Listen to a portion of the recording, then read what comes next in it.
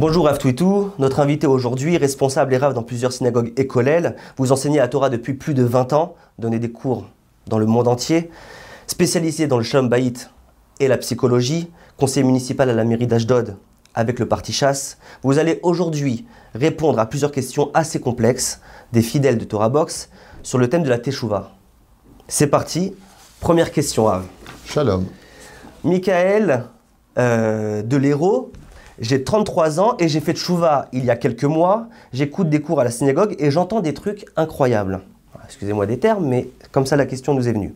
J'ai même honte de le raconter à ma famille quand je rentre de la synagogue qui aime bien et a l'habitude de me taquiner sur la religion. Je ne sais pas comment digérer ce que j'entends. La plupart du temps, c'est sur des midrashim farfelus. Bon, midrashim, lecture métaphorique, étude narrative d'un texte brut, on va dire. Moïse fait 6 mètres de haut. Pharaon fait 80 cm de haut, aussi. Si je peux me permettre, 5 mètres pour Moshe dans Maseret Shabbat et un téphar 8 cm pour Pharaon, selon la majeure partie des commentateurs, et non pas comme Nabucodonosor qui faisait un hama, c'est-à-dire 48 cm. On parle de Pharaon, un lilliputien, ça s'appelle, c'est même plus petit qu'un lilliputien, c'est tout simplement un jardin. Donc la taille de Pharaon est de façon assez spectaculaire, très petite. D'accord. Et donc, en fin de compte, c'est ça sa question. Les épaules de Shimshon faisaient 80 mètres de largeur. 30. D'accord. Enfin, de chaque côté, donc ça fait 60. Il était mal renseigné, mais en tout cas, c'est la question. Rivka avait 3 ans quand Yitzhak s'est marié avec elle, mais parfois, c'est même sur certaines mitzvot qui sont, à mes yeux, abominables. Et plus j'étudie, et moins je comprends le sens de tout ça, alors que normalement c'est le contraire.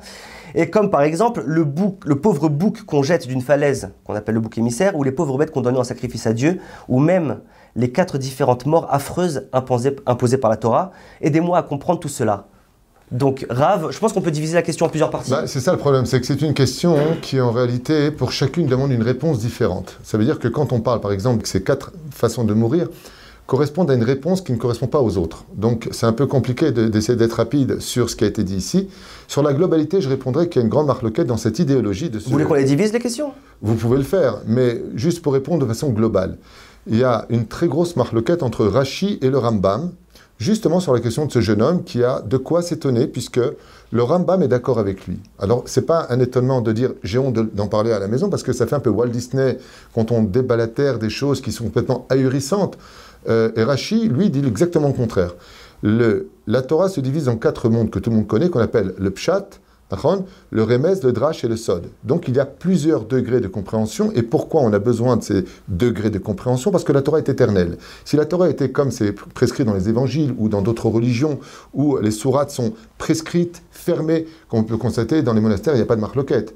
Il n'y a même pas de bruit. On étudie dans un silence absolu. Pourquoi? Parce que c'est une Torah qui est morte. C'est un enseignement qui est mort. Mais là où il y a de la vie, comme le cœur, boum, boum. Il y a comme une espèce de marloquette, une espèce de rencontre. Pour redonner la vie, il faut que ça percute. Mais ça c'est justement. C'est ça le cœur de sa question. C'est qu'il y a tellement, en fait, compte. Parce qu'un Rav, quand il va faire dans une communauté un cours, il va sortir des midrashim comme ça qui sont à comprendre de manière très, on va dire, complexe. Donc la personne est complètement perturbée. Elle se dit, mais moi j'ai honte d'avoir entendu ça. Alors oui, c'est vrai qu'il y a des certains niveaux, etc. Donc en fin de compte, quand on enseigne la Torah, on ne doit pas l'enseigner de cette manière-là. On doit l'enseigner soit... On ne doit pas avoir honte. Je ne suis pas d'accord avec ce qui est en train d'être dit. Je voudrais juste finir quand même pour expliquer plus longuement, parce que c'est souvent en écoutant la réponse qu'on a moins de questions. C'est que d'abord, il faut comprendre qu'il existe 600 000 explications sur chaque mot de la Torah. 600 000, qui elles-mêmes se divisent sur 4 niveaux différents de compréhension. Je vais m'expliquer clairement, on ne peut pas enseigner à un enfant de 5 ans la paracha comme le Zohar va l'enseigner à quelqu'un qui a 40 années d'études derrière lui. Maintenant, quand la Torah vient nous annoncer des choses qui sont très fortes et qui remettent un peu en question la logique, le côté cartésien, voire rationnel, il est évident qu'on se heurte à des trucs qu'on a honte de raconter. On préfère Cécile B2000 avec Lure Brunner, qui a une taille normale, et puis Moshe Rabbeinu qui ferait la taille de Charlton Heston, qui a juste oublié d'enlever sa montre dans le film d'ailleurs, qui, enlevant l'étape de la loi, mais ils l'ont repris, ce verset-là, et puis qui a une taille normale avec Nefertiti, qui va embrasser sur la bouche Hachem Yishon Verachem, toutes sortes de bêtises, mais qui sont plus conventionnelles au monde que nous on connaît, au XXIe siècle. Donc c'est vrai que c'est difficile de l'accepter, c'est difficile de le digérer, mais ce qu'il ne faut pas oublier, c'est que par exemple, si je m'adresse dans le monde le plus rationnel, National Geographic, ok, qui reconnaît dans toutes ses émissions ne connaître à peine entre 4 et 5% au grand maximum des secrets des profondeurs de l'océan, et qui nous font découvrir des choses incroyables. Je me souviens que dans une émission, ils ont découvert à plus de 1000 mètres de profondeur, National Geographic, Masechet National Geographic, qu'il existait des nids et des oiseaux qui vivaient sous terre avec de l'eau pure et des choses incroyables qu'ils n'avaient encore jamais découvertes. Mais il y a quand même des choses sur lesquelles on s'étonne. Quand on parle du don de la Torah, et là je voudrais répondre à ce garçon, si on remet, non pas sur le côté maintenant pratique, est-ce que vraiment il faisait cette taille ou pas, le Rambam dit il s'agit ici de métaphore. Rashi dit il ne s'agit pas de métaphore. Combien même il existe des niveaux de compréhension, si la Torah le dit, c'est qu'il y a une mesure réelle. C'est-à-dire que si maintenant je rentre sur le pourquoi il faisait 8 cm et que Nabucodonosor faisait tant de centimètres et que Rashi, par exemple, nous ramène dans Masechet Shabbat, que pas simplement Moshe faisait 5 mètres de haut, il aurait été un très bon basketteur, mais surtout Aaron. Donc vous êtes d'accord, mais vous êtes d'accord qu'il fait vraiment cette taille-là? Mais non seulement je suis d'accord, mais je ne peux pas comprendre la métaphore si je n'accepte pas le pshat. En d'autres termes, je ne peux pas arriver à la compréhension du Moreh Nevuchim du Rambam si je n'ai pas compris le pshat. Une échelle se monte toujours du bas vers le haut. Et c'est pour cela que notre Torah est un peu ambiguë. Car si j'ai la émouna de croire en ce qu'on me vend, donc je n'ai pas besoin de réponse. Alors dans ce cas-là, moi je pose une question à la Torah. Pourquoi tellement de livres qui expliquent notre Torah si la Emouna est déjà la réponse qui nous comble? Réponse très simple de la Torah. Tu as besoin de la Emouna pour pénétrer le monde de la Torah. Mais une fois que tu es dedans, tu as le droit de poser des questions. Donc à cette personne-là, on lui dit... D'abord, tu acceptes. Accepte. Ne le partage pas parce que tu ne sauras pas le communiquer. Moi, par exemple... Ah, ok, d'accord. Donc, en fin de compte, il a bien raison de dire, quand il dit, moi, j'ai honte d'en parler à la maison, ok, n'en parle pas à la maison. Non, d'avoir honte d'en parler à la maison, il rendra des comptes devant Dieu pour dire une telle chose. Pourquoi? Parce qu'on ne doit pas avoir honte de la vérité. On ne doit pas avoir honte de la Torah. On peut avoir peur de mal la communiquer, mais d'avoir honte de la Torah. Par exemple, dans ce cas-là, moi, je répondrais, est-ce qu'il y a plus débile qu'un homme qui va vivre dans une cabane pendant 7 jours alors qu'il a sa maison de luxe juste à côté et dormir sur un lit de camp alors qu'il a un lit qu'il a payé 15 000 shekels? Dans ce cas-là, tout est débile. À quoi ça sert de mettre une boîte noire? Et à quoi ça sert de manger cachère? Et pourquoi pas mélanger le lait et la viande dans le sens contraire? C'est-à-dire que si je bois un litre de lait et que je mange tout de suite de la viande, il n'y a pas de problème. Mais par contre, si je fais le contraire, j'attends 6 heures. Dans ce cas-là, c'est toute la Torah qu'il faudrait remettre en question. Et le bon Dieu deviendrait le mauvais Dieu. Oui, mais ça, c'est une question. On parle d'halachot. Non, on parle de logique. On parle de commandement. Non, je m'excuse. Sur les faits historiques, sur le fait de dire... Je voudrais répondre. Non, ce n'est pas de faits historiques dont on parle. C'est sur la débilité des textes dont on parle. Et si c'est le cas, alors je réponds à voix haute pour toutes les 613 mitzvot de la Torah, que toute la Torah, chas v'shalom, serait débile. Parce que si on décortique la Torah, moi-même qui ai fait Teshuvah et qui avant d'avoir fait Teshuvah étudié l'islam, le bouddhisme ou le christianisme, quand je suis arrivé à la Torah, je me suis arraché les cheveux, d'ailleurs j'en ai plus. Pourquoi? Parce qu'il n'y a rien de logique. Il n'y a absolument rien de conventionnel, rien de cartésien dans le monde de la Torah. La Torah appartient à un monde où si tu ne t'annules pas, comme le désert qui a été d'ailleurs le tremplin du don de la Torah, comme dit le Chida Kadosh, Moshe Rabbeinu qui était le plus humble, ou la montagne qui était la plus petite, si tu ne te fais pas petit pour te remplir de la Torah, alors automatiquement, tu es trop plein. Et un verre plein ne se remplit pas 2 fois. Il est déjà plein. Il est impératif, Béhémet, de comprendre que si je refuse l'idée que Moshe faisait 5 mètres, et la Gemara nous dit pourquoi il faisait 5 mètres. C'est quand même curieux. Il faut qu'il le sache. Parce que les tentures, comme on parle justement dans la paracha de Teruma, c'est-à-dire qu'on va construire maintenant un tabernacle pour Dieu. La Gemara nous dit quel est le temps que, pas que Moshe, tous les Lévi'im faisaient 5 mètres de l'eau. Et Seramot, il étendait du sol avec leurs mains. Pour pouvoir atteindre les 5 mètres avec tes mains, il faut que tu fasses ta taille. La Gemara nous donne aussi un ta'am pourquoi il le faisait. Maintenant, j'aimerais quand même lui répondre. S'il était parti en Grèce, il aurait découvert des choses, attention, pas des rabbanim, des scientifiques, des archéologues, où là-bas vous trouverez des statures de 6 mètres de long, et c'est marqué sur place, ma sœur est allée, grandeur nature. C'est-à-dire qu'on retrouve aujourd'hui, non pas, encore une fois, les fake news qu'on peut trouver, des trucs qui font je ne sais pas combien de kilomètres, c'est pas là le problème, mais de tomber sur l'histoire avec, par exemple, si l'étude d'Agmaré va parler du Réhem, il fait 16 km de haut l'animal, waouh. Il y en a qui disent 160 que le daube rentrait dans l'espace, à moins de 200. Et ça apprend de manière littérale.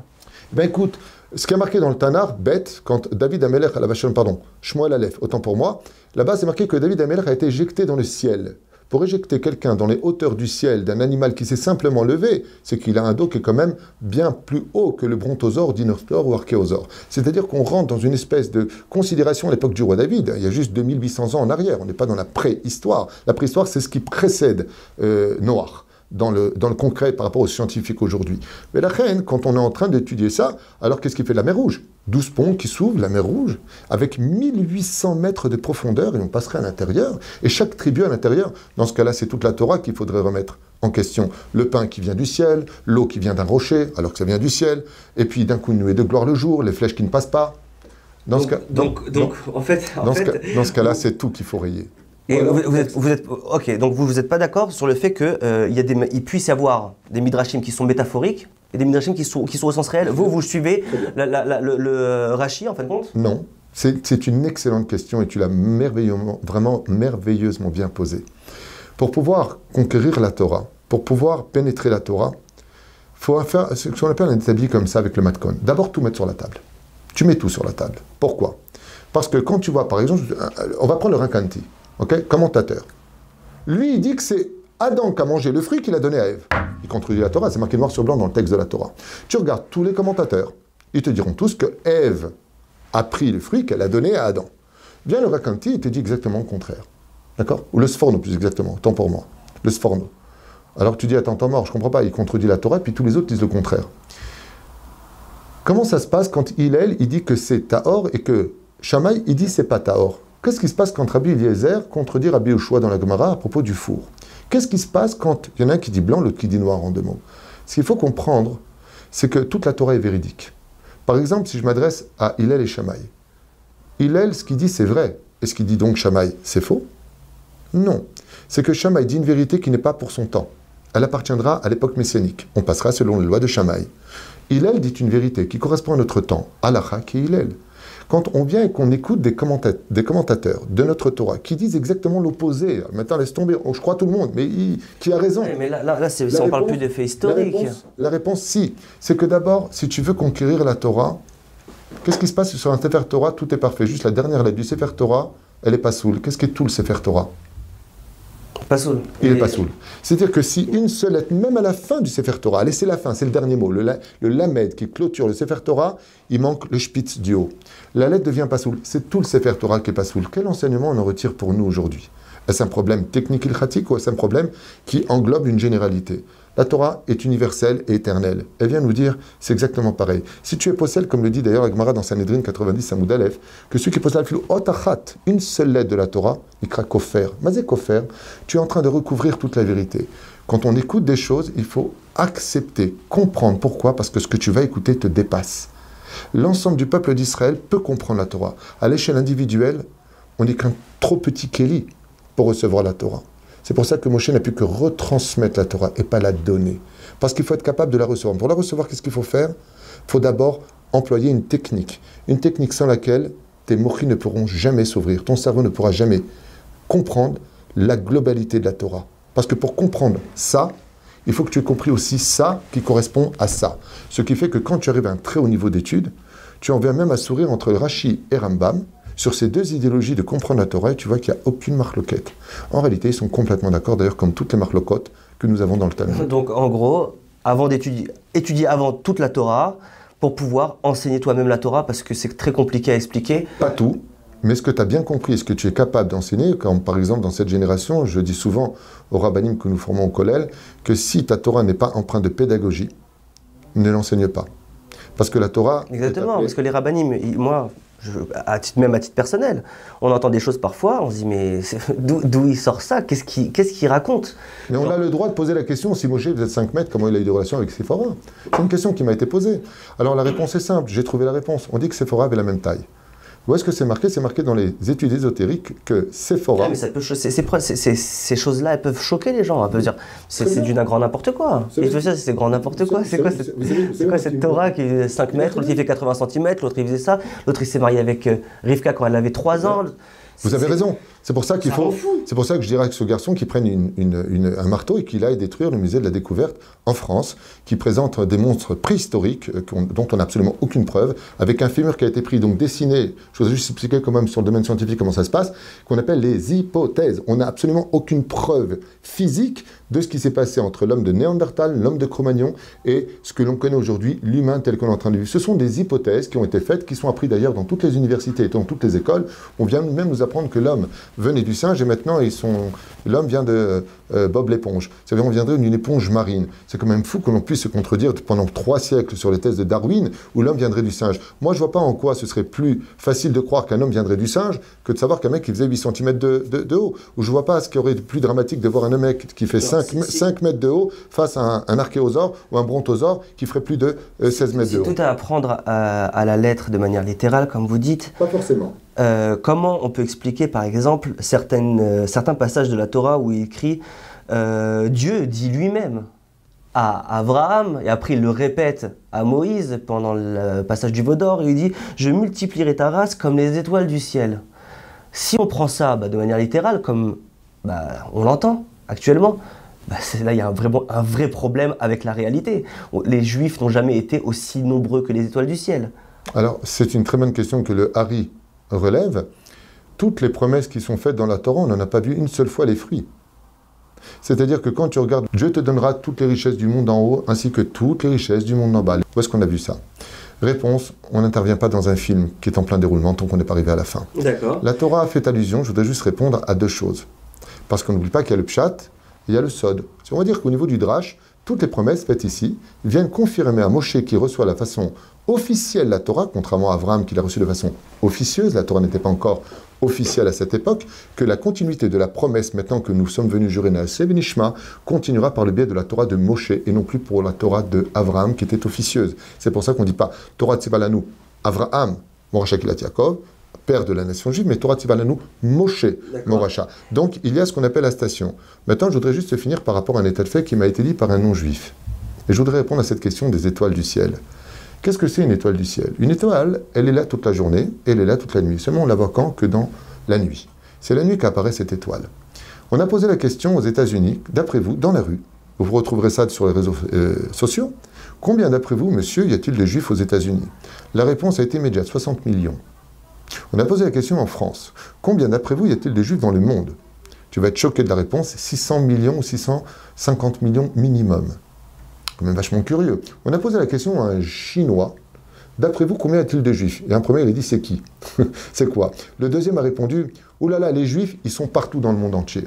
Quand on fait le vrai séquer de toutes on est à peu près 15 millions, ceux dont les pas juifs, ceux qui sont passés pour des juifs, si on arrive à entre 9 et 10 millions, c'est un esgamour. Et pourtant, les juifs sont dans cette obscurité de la galoute, exactement comme des étoiles. Partout où on va, ça brille. On ne parle que des juifs. Donc on est d'accord que c'est une métaphore. Ça devient une métaphore qui n'enlève rien à la réalité tant qu'on n'est pas arrivé à la fin du film. Par exemple, si tu peux je voudrais citer le Harizal, qui dit qu'à la résurrection des morts, le calcul qu'a fait Rabbi Yitzhak Luria sera une résurrection d'un minimum de 6 milliards de juifs sur la terre d'Eretz Israël. Et tout le monde pose la question, 6 milliards en Israël? Mais tu ne connais pas Israël. Eretz Tzvi. La terre d'Eretz On est encore très loin des 10 puissance 18 d'étoiles. Tzadik, on est encore loin. Aval, Dieu n'a pas dit son dernier mot. On est encore en train de jouer. Quand ce sera fini, s'il n'y a pas, cette question aura lieu d'être. Comment ça se fait que, par exemple, le Chafetz Chaim, le Rabbeinu Bechaye, le Maharal de Prague, sur, par exemple, la queue qui poussait à Vashti, ils disent c'est une métaphore. Il y en a le Maharal de Prague, il dit ça symbolise la léthargie, la paresse imposée à Vashti. Il y a le Chafetz Chaim qui dit faut pas le prendre à la lettre. Rabbeinu Bechaye qui dit que c'est un surplus de peau ou de chair, comme le Rashba qui dit que c'est une verrue. Pourquoi ils essayent à tout prix d'expliquer ça de manière à ce que ça soit compréhensible humainement et pas dire non, comme vous dites en fait, c'est vrai. Tout ça c'est vrai, il y a une queue qui lui est poussée derrière le dos. Et pourquoi il se casse la tête à autant essayer de trouver des choses qui sont compréhensibles pour un être humain? C'est ce qui fait toute la magnificence d'une Torah éternelle. À partir du moment où c'est éternel, donc illimité, nos commentateurs, tous autant qu'ils sont, on parle de personnes les plus élevées, le Maharal de Prague, le Chafetz Chaim et d'autres, on ne parle pas de n'importe qui, on parle vraiment de personnes qui ont la tête sur les épaules. C'est parce qu'ils ont un enseignement duquel d'ailleurs on dit tout le monde le connaît, Shivim Panim la Torah. Il y a 70 facettes pour monter vers la Torah. Par exemple, vous allez voir les Vizhnitz, les Belz, les Lubavitch, les Breslev, les Rav Kook, les Rav Ovadia Yosef. Chacun va te dire que sa Torah est la vérité. Et pourtant, leurs Hashkafot sont complètement différentes les uns des autres. Mais ce qui compte... Donc on est d'accord qu'il peut y avoir plusieurs visions des choses. Mais vadaï, tant qu'elles sont référencées par des gens qui ont eu tout sur la table. Ça veut dire que les seuls qui sont solvables de ce que l'on peut écouter et ne pas contredire sont tous ces personnages-là qui ont la globalité de la Torah et qui chacun, par rapport à son orientation, va, par exemple, je donne un exemple un peu stupide, il y en a qui feront jamais tchouva avec la Torah du Rav Kook, mais ils feront tchouva avec la Torah du Rav Ovadia Yosef. Il y en a qui feront jamais tchouva avec la Torah du Rav Ovadia Yosef, mais ils feront tchouva avec la Torah du Rav Kook. Ainsi donc, il n'y a pas qu'une seule façon d'être juif, il y a 12 façons d'exister, et il y a 70 facettes qui elles-mêmes se divisent par le Pardes, plus 600 000 explications. Donc il ne faut pas s'étonner de voir des gens, des tzadikim comme eux, qui disent, et je vais te dire pourquoi. Parce que quand je te dis que ce n'est pas vraiment une queue, on veut t'enseigner par là que. Il y a l'aspect philosophique, il y a l'aspect attractif, et comme le dit la 17e Mishnah du premier chapitre de Masechet Avot, Lo Midrash Haikar et la Maaseh. Ce qui compte, c'est pas d'étudier, c'est comment tu vas l'emmener dehors. Il y a des rabbanim qui, eux, ont préféré prendre sur le Pardes le drash. Le drash va te dire, c'est pas vraiment une queue, mais si tu t'arrêtes au sod de la Torah, tu verras que Bémet, on parle réellement d'une queue. Donc si ça le dérange cette personne-là vraiment dans sa foi, ou alors ça dérange sa famille, il peut se dire, moi je vais trouver une explication qui est plus proche de ce que je pense. Certainement pas. Il ne peut pas se dire, bon, moi le Chafetz Chaim, son explication, elle est... Il faut faire ce que dit Rabbi Nachman. Dans ce cas-là, Rabbi Nachman, il te dit, ne perds pas de temps avec ça. C'est une perte de temps d'essayer de jouer avec les cartes de ce qu'on appelle l'Arkoret Hashem. Donc ne te prends pas la tête. Te prends pas la tête. Moi, par exemple, tous ces textes-là, quand je les étudie à propos de la Megillat Esther, entre autres, et j'en étudie depuis plus de 35 ans, alors je me heurte des fois à des trucs qui me font même rire, mais je ne m'y arrête pas. Je m'investis de la connaissance que je mettrai dans mes archives pour la mettre dans l'ordre par rapport à d'autres commentaires où je comprendrai beaucoup mieux ce qu'a voulu dire le Rav. Car très souvent, on lit des choses comme cela, mais en réalité, on est très loin de ce qu'il voulait dire lui-même. Je donne un exemple. Combien existe-t-il de commentaires sur le Rambam ? Ne te fatigue pas, il y en a plus de 1000. Pour comprendre les halachot du Rambam, le Mishneh Torah, le Yad HaChazaka, on a plus de 1000 livres qui vont nous faire comprendre ce qu'a voulu dire le Rambam.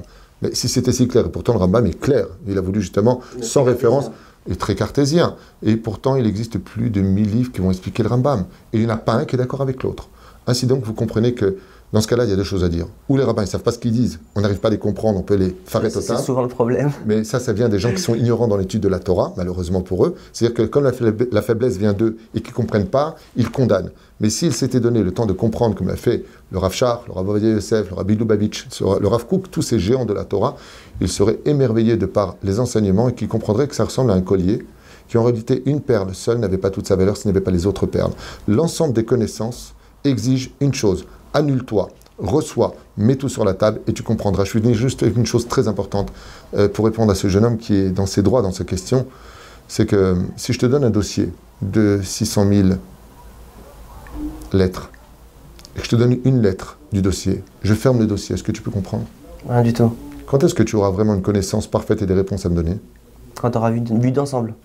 Tu as tout compris.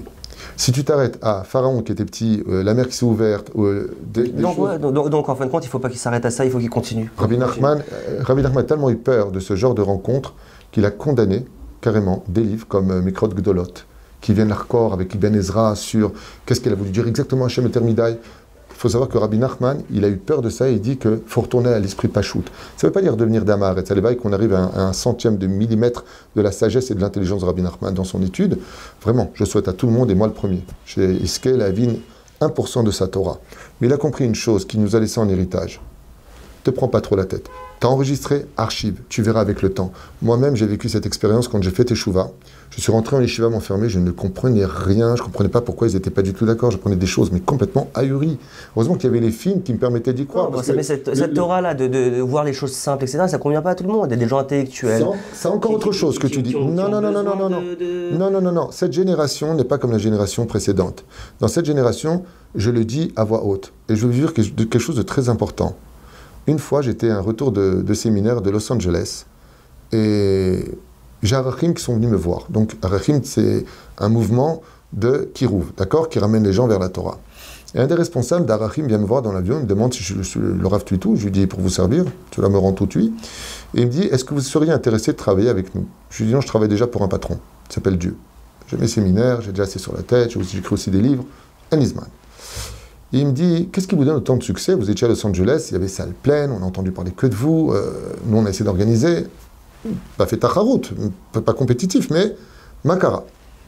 Alors j'ai regardé ce beau rabbin avec cette belle barbe blanche qui descendait jusqu'au nombril. Je lui dis, est-ce que vous avez déjà vu le dernier film qui vient de sortir, style James Bond ou là je sais pas quoi, un film de folie là qui vient de sortir. Alors comme ça, très étonné, Chazve Shalom. Je dis, écoutez bien ce que je vais vous dire. Si vos devoirs Torah ne sont pas plus intéressants que le dernier film qui vient de sortir de Hollywood, taisez-vous. Parce que la génération dans laquelle on n'est plus à l'époque de Candy, on n'est plus à l'époque de Mystère de l'Ouest, on n'est plus à l'époque d'Albator. On est dans une génération qui voit des choses sensationnelles. Et si notre Torah... Donc Michael de l'Hérault, trouve-toi un rave qui soit à la hauteur de tes recherches en fait. Absolument. Parce et le Rabbi l'avait dit, la génération finale, le Harizal l'avait dit, Rabbi Nachman l'avait dit. Pourquoi la Chassidoute est venue au monde? Pour provoquer la Géoula, parce que c'est le langage le plus profond enseigné dans un langage d'enfant, capable d'être entendu par tout le monde.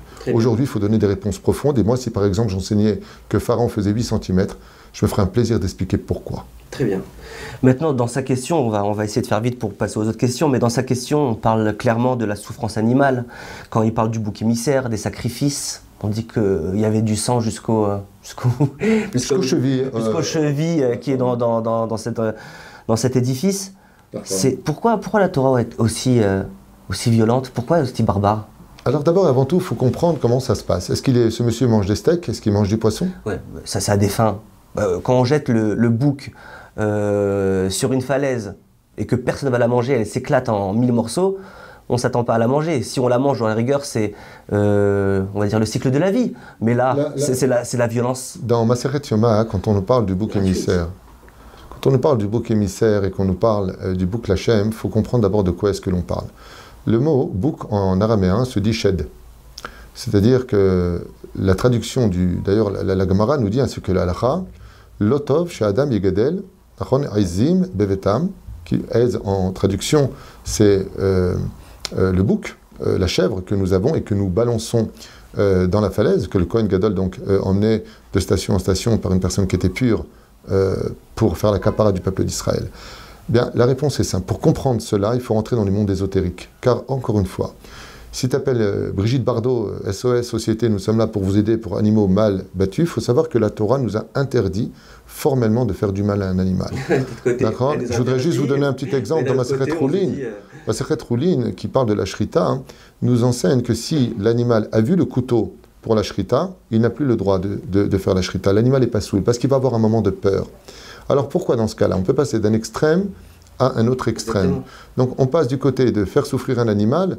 Qu'est-ce que c'est un animal? Taref, hormis les 5 points de la halacha d'une shrita, ça commence par le fait que l'animal ait peur. Si l'animal a peur, si tu fais du mal à un animal, par exemple le Shulchan Aruch nous dit si tu possèdes un animal et que tu viens pour manger, tu dois d'abord donner à ton animal et ensuite seulement tu pourras manger. Livhem techa, ve'achalta, ve'savata. D'abord ton animal et après toi.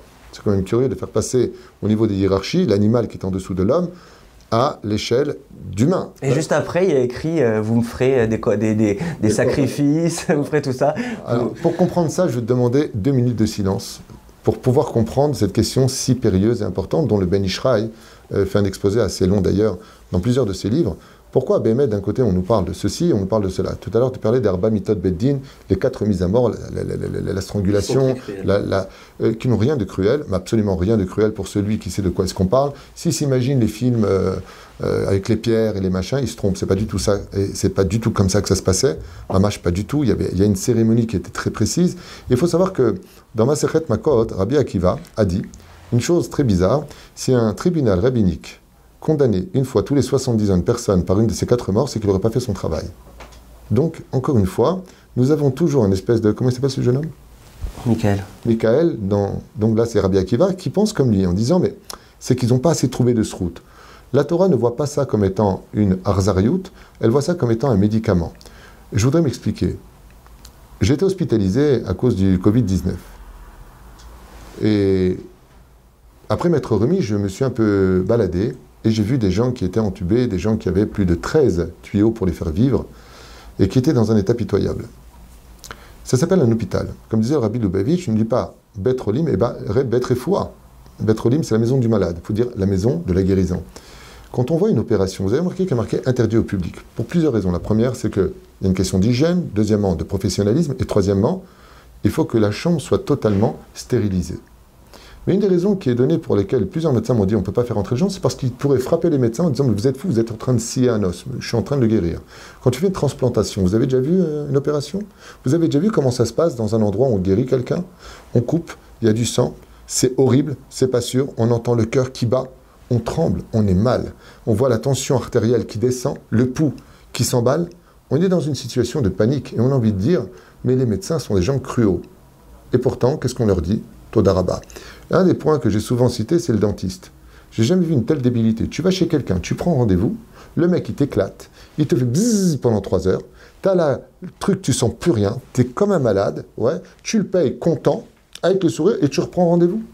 J'ai pas compris. T'aimes souffrir? Non. J'ai besoin de me guérir, mais c'est le processus. Ainsi, la Torah voit les choses. Si on ne comprend pas le fait d'être Shomer Mitzvot, Shomer Shabbat, d'apprendre à nous aimer les uns les autres, la manière douce, Dieu devient Rofer Chol Basar Mafilasot. Puisque tu n'y arrives pas avec ce côté-là et que les mitzvot ont des conséquences sur nos membres, 248 membres, 365 tendons face aux mitzvot positifs et négatifs du même chiffre, alors Akadosh Baruch Hu, il va nous amener vers une situation de guérison qui est moins agréable, mais tout comme un médecin l'aurait fait. Et c'est ce qui me dérange un peu. Quand un médecin, on va le voir et qu'il nous donne une ordonnance et qu'il nous dit « vous avez une bronchite, vous prendrez tant de médicaments le matin, le soir, je vais vous donner des antibiotiques ». J'ai jamais vu quelqu'un lui dire « vous dites n'importe quoi, je ne vais pas prendre tes trucs ». Merci beaucoup monsieur, et tu vas les acheter, et tu fais la queue, et tu payes. Pourquoi? Parce qu'il est médecin. Et pour Dieu qui est médecin, on ne fait pas confiance. Si la Torah et nos rabbinim, qui sont les médecins de l'âme, d'ailleurs qu'on appelle d'ailleurs rabbin, traduction ancestrale, docteur, à retenir, eh bien, si lui il nous dit que notre processus maintenant de guérison à Kippour, c'est de payer notre tribut d'avoir fauté pour demander Mechila, au lieu de passer par la Machala, qui veut dire les mêmes lettres. La maladie pousse l'homme à casser son orgueil et à savoir demander pardon aussi bien à Dieu qu'à l'homme. Ainsi donc, quand on est face à un processus de guérison, eh bien, c'est un peu à l'image des médecins qui vont faire mal. Ils appuient. Je rappelle quand je m'étais cassé le pied, le médecin à l'hôpital me prend mon pied et il me le tourne dans tous les sens pour voir si l'os est cassé. J'ai hurlé. Mais je ne comprends pas. Comme ça, il m'a dit, je lui dis, j'ai le pied cassé, vous ne voyez pas qu'il est cassé? Il me regarde comme ça gentiment avec un sourire, il me dit, mais il faut bien que je vérifie où il est cassé. Où est-ce que je mets le plâtre? Où est-ce que je vais renforcer le plâtre? Et qu'est-ce que j'ai fait à la fin? Non seulement j'ai boité pendant 3 mois avec un plâtre, mais je lui ai envoyé une bouteille de vin, je l'ai remercié. Il y a quand même une différence entre guérir soi-même ou alors tuer un autre. Alors, j'ai pas fini avec ça, c'était les 2 minutes tunisiennes que je t'avais demandé. Ouais, parce que là, c'est long. Ben oui, mais faut, tu sais, quand on a des questions aussi profondes, on ne peut pas s'en débarrasser avec un clin d'œil. Le but des réponses, c'est de construire. Le mot réponse se dit teshuva. Le but de mes réponses, c'est de donner des réponses pour que le doute Amalek s'en aille et que la confiance règne. Il faut savoir une chose. Il y a plusieurs explications à ça. La première, c'est que les animaux ont été créés le 5e jour et nous le 6e. Pour t'apprendre que quand tu reçois quelqu'un, tu prépares pour lui les choses. Ça veut dire que Dieu nous a donné la terre, dit le roi David, pour nous. On n'a pas le droit de les utiliser à mauvaise escience. Ou chazvé shalom, d'utiliser le monde pour nos besoins personnels. Mais à partir du moment où on a des korbanot à faire, on prend un animal. Et c'est là justement qu'intervient le cœur de l'homme. C'est que quand tu prends un animal, korban khatat, qu'est-ce que tu dis le Kohen avant de tuer un animal? Ce qu'on va faire à l'animal, c'est ce qu'on devrait te faire à toi. Mais comme les animaux eux-mêmes sont mis au service de l'homme, c'est-à-dire tout comme on mange avec, on a besoin comme à l'époque, on avait besoin de leur peau, et ainsi de suite, pendant des décennies. Aujourd'hui, on a des matériaux plutôt... Donc on a d'autres matériaux qui peuvent faire guise de fourrure ou de cuir, comme le sky, entre autres. Eh bien, depuis toujours, ces animaux étaient mis à notre service. Alors on ne va pas les utiliser à mauvaise escience, seulement on va les utiliser pour nous-mêmes. Et écoutez bien ce que dit le Ben Ishraï. La personne, quand elle avait vu un animal, qu'est-ce que faisait le Kohen? Il lui disait, regarde-le bien dans les yeux. Cet animal va mourir à cause de toi. Quand il refaisait la faute, il réfléchissait 2 fois. S'il avait du cœur. Ça lui coûtait de l'argent. Il voyait un animal mourir. On lui disait que c'était sa place. Il vient le Ben Ishraï, il te dit quelque chose d'incroyable. Il te dit, sache une chose. Jamais, et au grand jamais, n'est monté un animal en sacrifice si dedans il n'y avait pas l'homme. Un homme réincarné dans cet animal qui devait payer pour la même faute que celui qui l'avait amené. Donc la même réponse avec les Midrashim, c'est qu'on ne peut pas prendre une partie comme ça. Il n'existe pas de pshat sans sod, et il n'existe pas de sod sans pshat. C'est pour ça qu'on appelle ça le pardes. Très bien. Merci beaucoup Rav d'avoir répondu à toutes ces questions, et je vous dis à bientôt. Organisez un cours avec un Rav de Torah Box Avec le service ToraBox chez vous, c'est enfin possible. Paris, Lyon, Tel Aviv, Madrid, Bruxelles, Montréal, Casablanca. ToraBox vient à votre rencontre. Organisez un cours gratuitement, chez vous, entre amis, au travail ou dans votre communauté. Dans une ambiance chaleureuse, un RAF de ToraBox donnera une conférence et répondra à toutes vos questions. Réservez rapidement sur notre site, par email ou par téléphone.